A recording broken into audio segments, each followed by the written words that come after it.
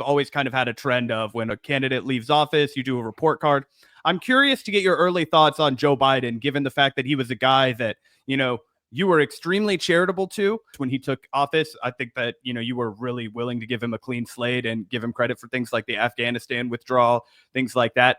But obviously, after October 7th, 2023, his entire legacy changes. I'm just curious, as you approach this, and I imagine you do a video on Joe Biden's report card when he leaves office, how are you weighing his domestic policy versus his foreign policy? And how do you think that in 25 years from now, people are thinking about Joe Biden's presidency?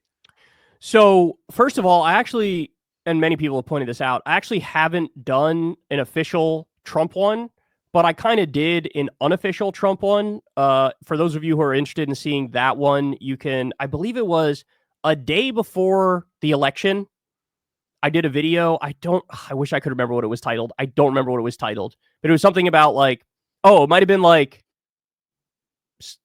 anti-endorsement of Donald Trump, or here's why Donald Trump shouldn't win, or something like that. It was the day before the election.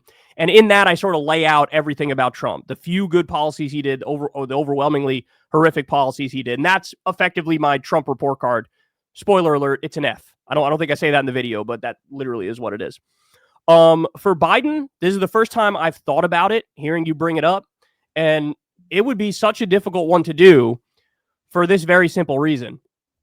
If you look at foreign policy, well, even that is not accurate. If you look at Israel and Gaza, he gets like literally a 0%. Like it just arming and funding a genocide, sitting there casually and accepting it, and even cheering it on as babies get bombed and torture happens, and Israel sets up concentration camps and they bomb schools and hospitals and UN workers and World Central Kitchen workers and starve all of North Gaza. And we get these videos every day in social media of like the most egregious, horrific, savage, brutal things you've ever seen. Israeli officials on a daily basis sounding like they're quoting fucking Mein Kampf. And you have Biden still, okay, here's more money, here's more weapons. So on that front alone, it leads me to believe like it almost doesn't matter what else you did. It's like, well, how am I going to raise your grade?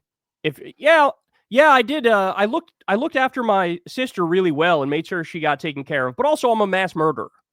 It's like, okay, well, then I sort of got to deduct you on the mass murder thing, and that sort of ruins your whole opportunity, right? Like I can't give you a good grade now, right? So I don't know how I would grade him for that simple reason, is that everything in me screams like F, F, F, F, F, because you're arming and funding a genocide, which I think it's reasonable to take that position.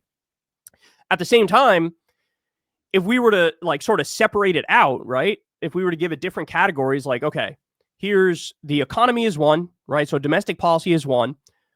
Pre-October 7th foreign policy is another one. And then Israel, Gaza, post-October 7th is the third. If you grade it like that, then it actually gets really interesting, because by far, domestically, he's by far the most progressive president of your lifetime and my lifetime. And it's not even close, right? It's not even particularly close. What he did is he's so old, he's so ancient that he actually remembers the FDR era. He was actually around for the FDR era. So he remembers what it's like for Democrats to actually believe that government can be a force for good in people's lives domestically. And so he really did sort of split the difference. He was like half Obama / Bill Clinton, half FDR.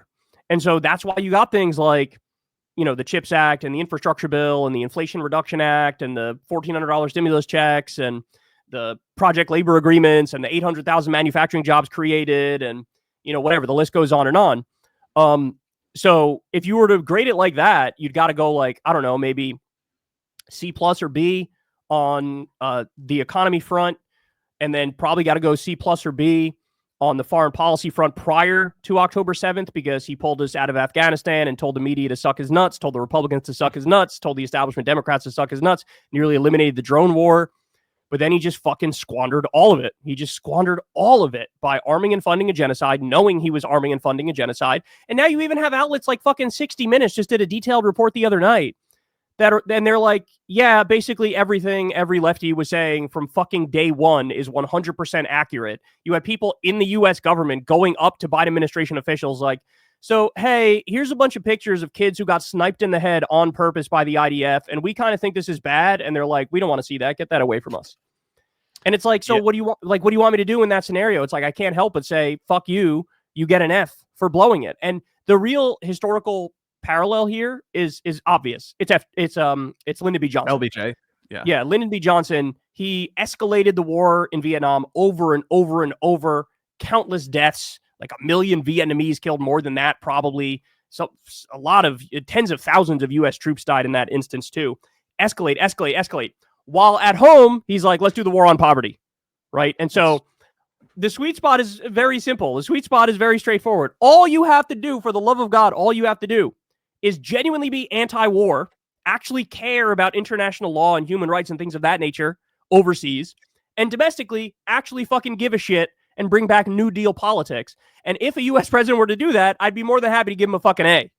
But nobody has married all of those things together, right? And it's kind of crazy because, like, Obama went from being way worse than Biden to now at the end, if you do an analysis of both presidencies, I think you kind of got to say, in totality, Obama was better just because he didn't arm and fund a direct genocide in fucking Israel, right? And that's crazy because for a while there, Biden was way ahead of Obama, and now that's seemingly flipped at the end.